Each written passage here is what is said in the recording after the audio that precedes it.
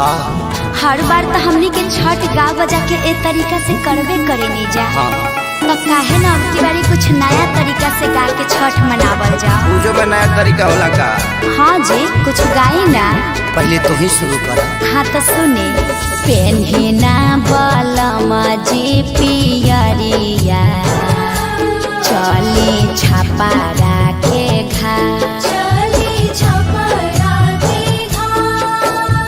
का चाही बासा के बहंगिया, बहंगी लेके चलब घाट, बहंगी लेके चलब घाट। काजी पुरान के नियन गावे लगनी, तनी डीजे में गाई। डीजे में कैसे? तू ही शुरू कर।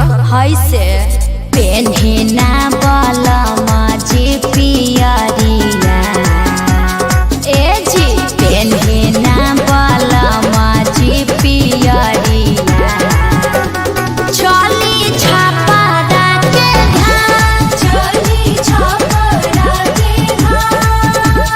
का चाही बासा के बहंगिया, बहंगी लेके चलब घाट, बहंगी लेके चलब घाट।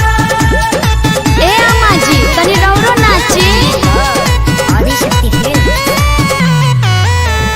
बाट जे पूछेला बटोहिया, बाट जे पूछेला बटोहिया, ई दल के करा के जा, ई दल के करा के जा। तू तया धरा हवे रे बटोहिया, तू तया धरा होइबे रे बटोहिया। ई दल छठी माई के जाय, ई दल छठी माई के जाय। का चाही बासा के बहंगिया, तब हम ही ना चाहता ना जाए, बहंगी ना चाहता ना जाए, बहंगी ना चाहता ना जाए। करी न सासु आमा जी तैयारिया, अर्घ के बेरा बीतल जा, पेन्ही नारी सबके पापा पियरिया, दौरा घाटे पहुँचा, मम्मी हम तली थथी घाट पलाका छोले। अरे तू का करे जइबो? पराका फोड़ के हमार सारी जरइबो, मरब एक था।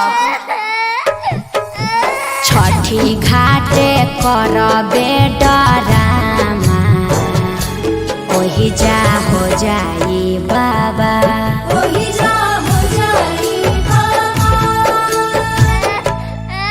यार पापा से बोल, मम्मी मारने की धमकी दे रही है। पापा साफा आतंकवादी हो का? काहे लइकवा के डरोले बड़वा? अरे ना जी, बबुआ पर चटक न जान चलाई है, दिहल हा छठी माई के रात, दिहल हा छठी माई के रात। अच्छा ठीक बा, ना मारब, ई तो हमरो पता बाजी। कीर पावन ह छठी मैया, खुश रहो नैहर ससुराल, खुश रहो आंगना दुआर, खेसारी पवन बले रही प्यार। हे छठी मैया, तनी कश्यप जी पर ध्यान देत रही ह, विवाद से बचई ह।